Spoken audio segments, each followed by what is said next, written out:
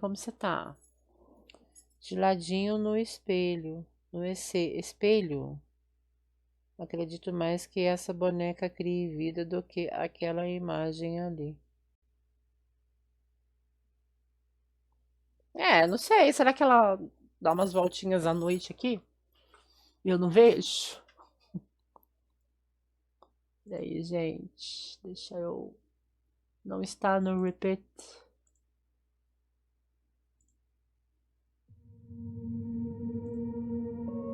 Bora continuar os nossos casos paranormais. Creio que ainda tenho muitos para trazer para vocês.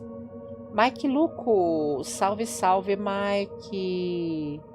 Obrigada pela sua raid. Sejam todos bem-vindos quem veio pelo Mike Luco. Boa noite, Mike. E aí, Mike, você acredita em casos sobrenaturais, em aparições, em fantasmas, coisas fantasmagóricas, na vida, que exista aí algo além do que a nossa vã filosofia pode explicar? O que você tem a dizer pra gente, pessoal que veio pelo Mike? Sejam todos bem-vindos. Meu nome é Fabiana, Fabi Bellatrix, e hoje é sexta-feira. Hoje é dia dos casos paranormais, contos e creepypastas, tá bom, gente? Para quem ainda não conhece o quadro, eu convido você a ficar aqui, passar um tempinho comigo e conhecer aí, né, o nosso quadro Casos Paranormais, Contos, Creepypastas. Você acredita?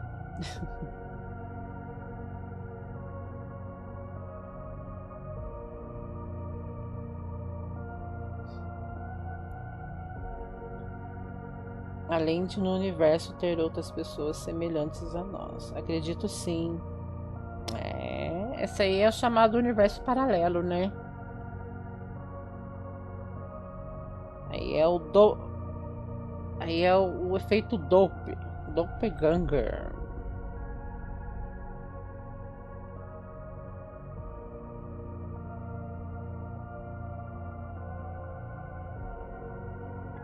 Vou contar um caso agora, né? Uma história de um defunto. Defunto conto de horror Thomas Lopes. Rebenta o caixão.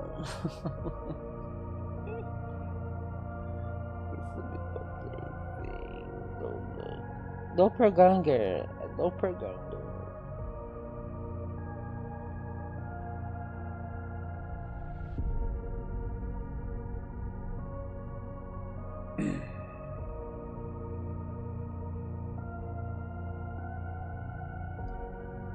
Rebenta o caixão.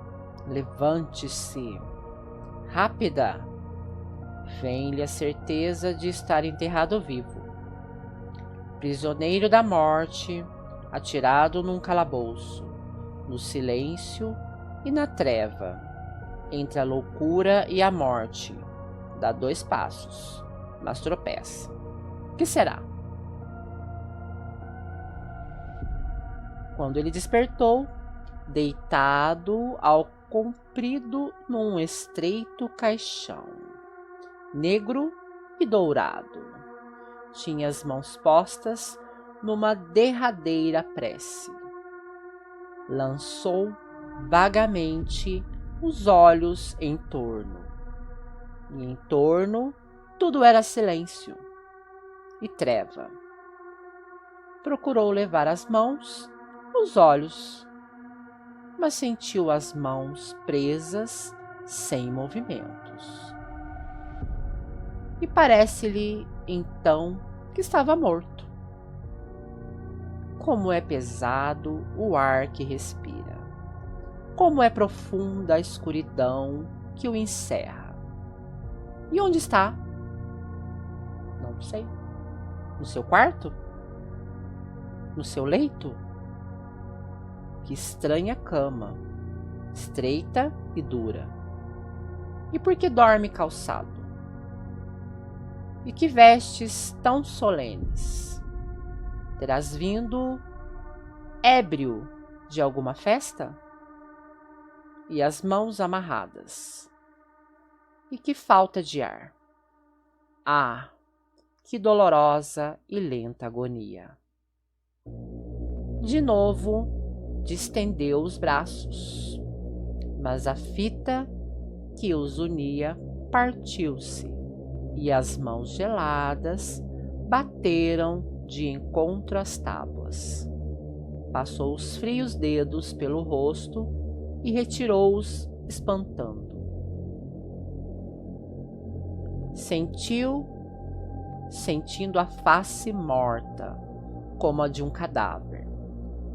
Veio-lhe à memória uma vaga lembrança de moléstia e de perda de sentimentos.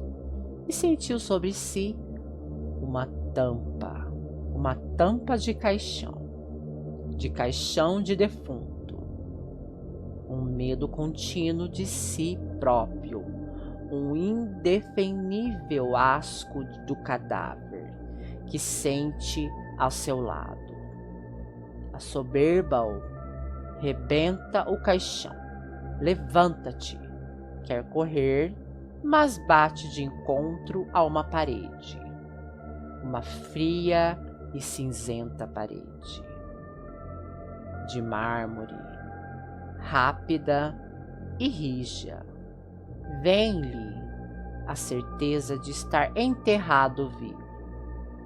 Prisioneiro da morte, atirado num calabouço, no silêncio e na treva, entre a loucura e a morte. Dá 2 passos, mas tropeça. Que será?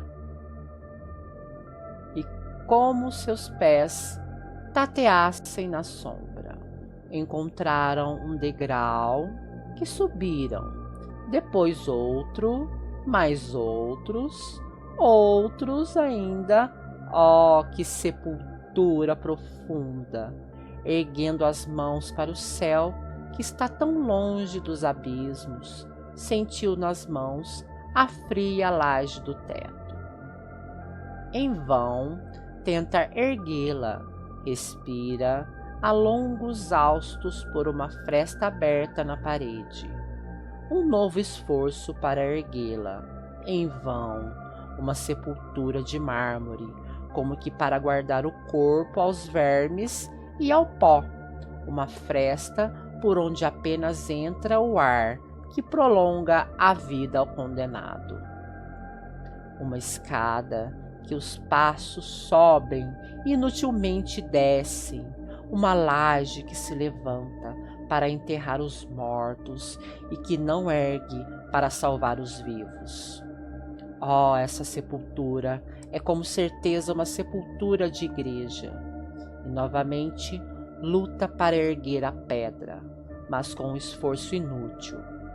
Vem o cansaço, vem o abatimento, vem o desânimo.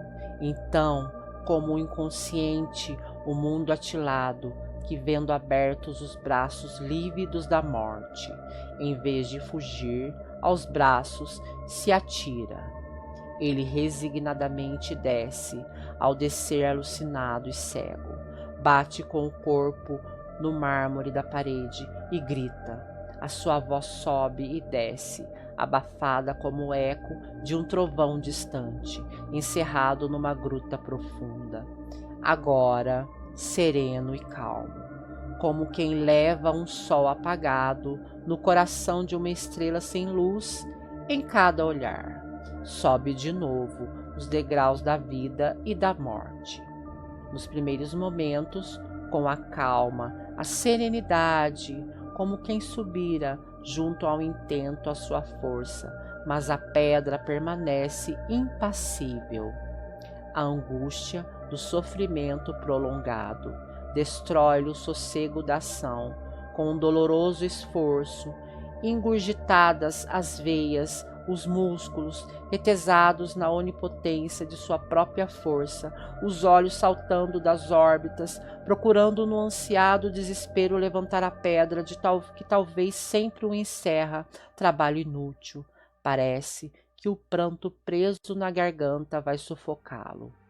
E sente uma a uma, ensanguentarem-se, dilacerarem-se, largarem-lhe na carne as unhas. Impossível. Exausto, de fadiga e dor, deixa-se abater, e o seu corpo doente, rolando de degrau em degrau, como um fardo sinistro, vai parar ao pé da parede cinzenta e fria. Veio o sono, veio seguindo a nébula do sono, a doida fantasia do sonho. Era vago e tênue, mas porque tão vago fosse e tão tênue, quase sem torturas, o espírito zombeteiro dos sonhos fê-lo aclarar-se, assim como uma cidade que despede os primeiros raios de sol à túnica de névoas em manhãs de frio. Vai-se largamente o sonho, dilatando, mas sempre duvidoso e cinzento. Era uma noite profunda, iluminada de estrelas. O céu, muito alto, era como um imenso veludo macio, e o céu, alto, e a noite profunda cobriam e envolviam uma cidade estranha, mas que não era de todo desconhecida. Havia velhos lugares que amava, e pelos sítios conhecidos. Nem viva alma, apenas sombras, caminhava, e quando era a grande fadiga e o repouso que lhe abria os braços amigos, outros braços mais fortes o impeliam e uma sinistra voz bradava: marcha! Marcha! As pernas pesavam, se entorpeciam, desejos protetores de descanso inundavam-lhe o laço corpo, à proporção que atravessava caminhos. Os caminhos mudavam, eram jardins floridos e perfumados, prados extensos, longas campinas, casários que fugiam na sombra, outras vezes charnecas adustas e ressequidas, betesgas exalando podridão. Passou por cemitérios, e à sua passagem aos defuntos erguiam-se, cobertos de pó e de segredo, acompanhando fantasticamente por dilatados e dolorosos momentos. As árvores tomavam assombradoras formas de alvejões, e as estrelas, apagando-se do céu, deixavam o céu cinzento e frio como o mármore da sua sepultura, tão triste e tão cinzenta. E, entretanto, no silêncio, na noite e na treva, o defunto caminhava. De súbito, como aos olhos tontos e averiguadores do náufrago, aparece a orla branca de uma praia distante. No seu espírito cansado, nasceu uma ideia feliz. Aquela noite de loucura e de assombramento marcava o aniversário da sua noiva, e por data essa tão formosa haveria uma formosa festa. Devia ser tarde. Ansiavam por ele, com uma força nova, um grande desejo de ver, de ouvir, de sentir, de querer, de palpitar, de amar e de viver. Banhou-lhe a alma numa cariciosa sensação de vida. Apressou-se o passo, correu, mas voltando-se para trás, julgou ver na sombra uma sombra que ressalvava. Levantaram-se os cabelos, um calafrio de medo correu-lhe o corpo de alto a baixo e partiu assombrado numa carreira mal segura de perseguido. Batendo com os pés no solo, todo o solo ressoava ao contato, como se os pés fossem de aço. Depois, com surpresa, sentiu-se leve. Houve um suspiro de prazer e de alívio, e flutuando no espaço, começou a voar. Subiu, rompeu a camada cinzenta do céu, e o céu tornou-se inteiramente negro. Como subisse mais alto, seus olhos extasiaram-se diante do azul, um azul tão límpido e transparente como até hoje os olhos humanos não sonharam. No alto, Imensamente longe, brilhavam as estrelas do glorioso esplendor de uma imortal claridade. Muito embaixo, perto da terra, desapareceria a lua amorável dos poetas. Os seus olhos humanos quase cegaram, fitando Sírius. Entre as estrelas abriu-se o céu e aqueles mesmos deslumbrados olhos viram sobre os sóis suaves Jesus dos humildes, perto de Cristo. Apareceram duas sombras que se foram corporificando e nas quais o defunto se reconheceu. A si e a sua noiva. Ela, mas como? Se ele ali estava oculto, contemplando a felicidade do outro. Ele, Jesus, sorriu, os abençoou e eles voaram. Ah, se eu pudesse também segui-los o voo. Quando quis voar, as asas se lhe desfizeram e ele caiu. Rolou, precipitou-se, tocou a terra e partiu novamente, correndo pelas estradas solitárias e ermas, voltando o rosto para outra vez na treva. O mesmo vulto que o acompanhava, dominado pelo medo, correu mais até que numa curva do caminho, espessa, Sebe lhe tornou-se o passo. Retrocedeu, passou assombrado pelo vulto que lhe estendeu os braços, e na mesma carreira fantástica atravessou planícies, estepes, nuas, estradas mortas, frias e cinzentas. Lamentou a perda de suas asas felizes e lembrou-se da sombra que não o deixava. Mas se ele estava morto, por que o perseguiam?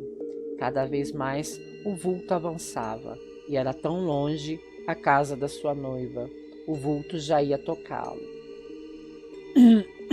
Mas ele era cadáver, e na sua qualidade de morto deveria amedrontar os vivos. Voltou-se, mas quem quer que era, riu-lhe diante da medrosa face. Mais intenso foi então o pavor de si mesmo e da sombra que devia ser a sua alma, e ela vinha ressalvando na sombra, acompanhando, estava perdido, já não tinha mais forças, coragem, uma luz brilhou ao longe. Oh, que deliciosa alegria! Era a casa da sua noiva, mais um passo avante. Alguém o seguia, quase alcançando, mas estava salvo. Era a casa dela. Era o som da orquestra. A luz intensa. Era a salvação. Um pouco de ânimo, coragem, e antes de bater com o corpo nas lajes cinzentas e frias da sepultura, pareceu que o vulto perseguidor lhe abriu os braços, e então pareceu que eram os braços regelados da morte. Um raio de sol, fino e tênue, atravessava a fresta aberta na pedra. Gente, grande isso aqui, hein? Tem mais. Que isso? O cara tá sendo perseguido pela morte. Nossa, tá muito pesado isso aqui. Opa, cheguei. Oi, Anthony. Boa noite, lindona.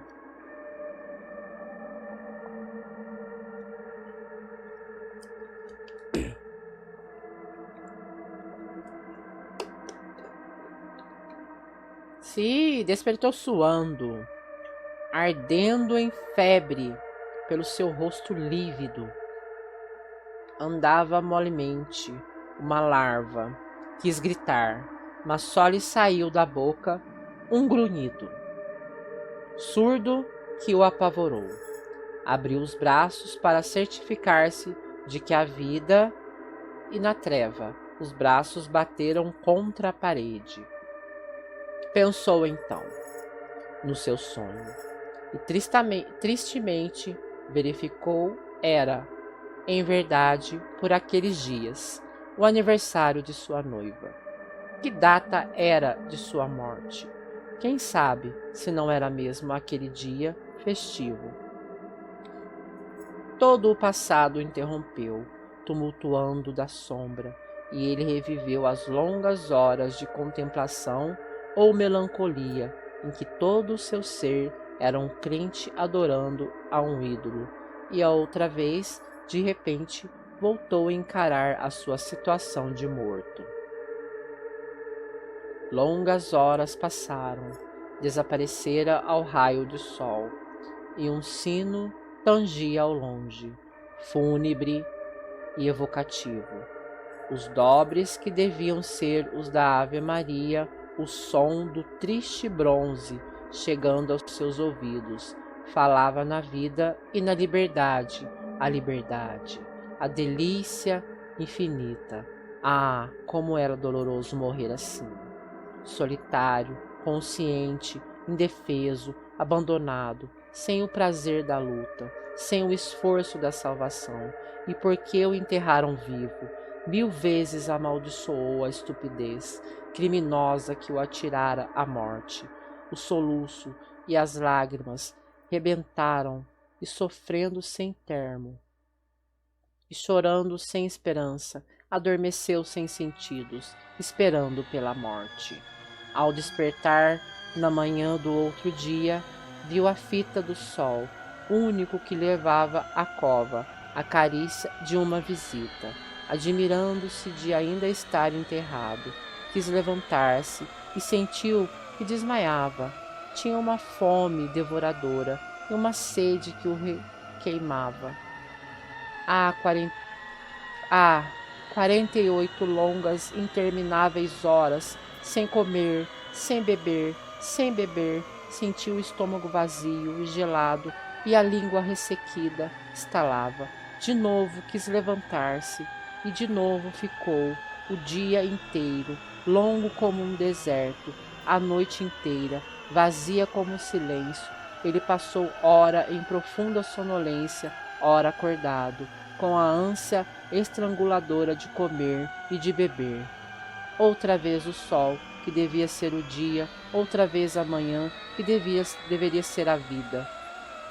O enterrado ouviu aos seus pés um guincho fino, os olhos tiveram um rápido brilho de prazer, e estendendo as mãos crispadas, apanhou um rato, vivo e mole, abrindo os lábios num sorriso que devia ser de imbecilidade, bestializado e faminto, levou o rato à boca, frio, áspero, nojento, estrebuchando e guinchando entre os dentes. Oh, mas a sede que aquela carne repulsiva aumentar, a fome que ela fizera crescer, e então, num esforço hérculeo, ergueu-se, olhou a treva em um instante, com um olhar profundo, calmo, parado. De repente, soltando um uivo de fera enjaulada, rasgou as roupas, dilacerou-as, e nu, selvagem, rugindo e chorando de desespero, retalhou com os dentes a carne branca dos seus braços. O sangue brotava em ondas rubras que espumavam, e ele o sorvia, atirando a cabeça de um lado para o outro, aparando-se para não perder uma gota, chupando aquele sangue que corria quente, espesso, vivo, garganta abaixo, descendo para o estômago, crispado pela fome. Um rugido mais rouco, 2 saltos contra a parede, onde repartiu a cabeça, de onde brotou mais sangue, que lhe envolveu o rosto numa máscara vermelha e enlouquecera. Outra vez, pela última vez, subiu as escadas, ajoelhou-se, brilhou-se os dentes, entrelaçou-se os dedos sobre as mãos numa prece maldita e ficou morto imóvel, rígido e nu, coberto de sangue escarlate, como um mármore cinzento e frio da sua sepultura. Meu Deus, peraí, quem que é o autor disso aqui? Que loucura, velho. O cara foi enterrado vivo. Jesus. Salvar as almas. Salvar as almas. Conosco esta dama reina de las almas. Bueno disfrutaría. Buena hermosa história. Sim. Uma história desesperadora. Grande. Parece que é uma crepe, né? Uma creepypasta isso aqui. É uma creepypasta isso. Nossa, boa. Muito boa. Me faltou até voz aqui, madrugada.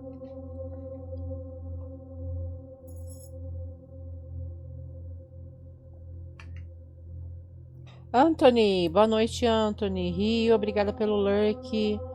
Boa noite, Mike Luco, sextou. Boa noite a todos que estão assistindo a Fabi aí.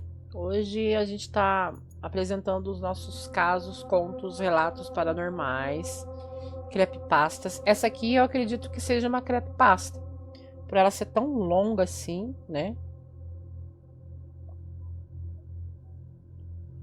Enterrado vivo. Meu Deus, imagina o desespero.